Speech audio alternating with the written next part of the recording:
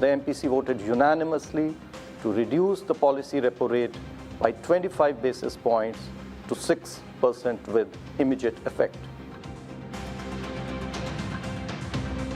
આરબીઆઈએ વ્યાજ દરોમાં 5% કર્યો ઘટાડો. રેપો રેટ 0.25% ઘટાડીને કર્યા 6%. વલણ ન્યુટ્રલથી બદલીને એકોમોડેટિવ કર્યું.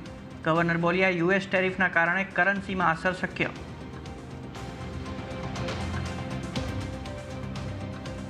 ગોલ્ડ લોનને લઈને આરબીઆઈના નવા ફ્રેમવર્ક પહેલાં ગોલ્ડ લોન ફાઇનાન્સ કંપનીઓમાં ઘટાડો. જલ્દી આવશે ડિટેલ્ડ ગાઈડલાઇન્સ.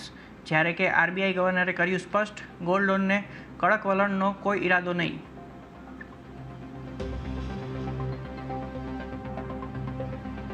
ખરાબ ગ્લોબલ સંકેતોના કારણે બજાર ઘટીને બંધ. સેન્સેક્સ અને નિફ્ટી 0.5%થી વધારે ઘટીને બંધ. બેંક નિફ્ટીમાં પણ ઘટાડા સાથેનું જ ક્લોઝિંગ, પરંતુ મિડ કેપ અને સ્મોલ કેપ નીચલા સ્તરેથી સુધરીને થયા બંધ.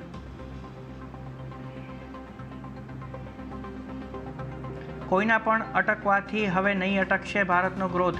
ન્યૂઝ 18 રાઇઝિંગ સમિટમાં બોલ્યા પીએમ મોદી, ભારતથી આખી દુનિયાને આશા.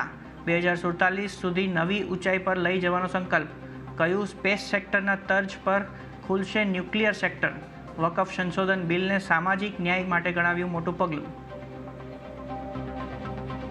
जो सोचते थे कि भारत स्लो और स्टेडी चलेगा, उन्हें अब फास्ट एंड फियरलेस इंडिया दिख रहा है. जो कानून न्याय के लिए था, वो डर का कारण बन गया. ये कैसा कानून था?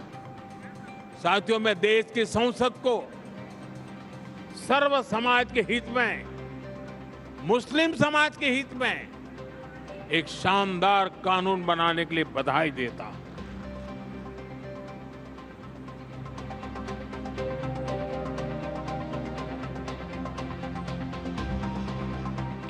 અને રાજ્યમાં ગરમીથી મળશે આંશિક રાહત. 24 કલાક બાદ 3 થી 4 ડિગ્રી તાપમાન ઘટશે.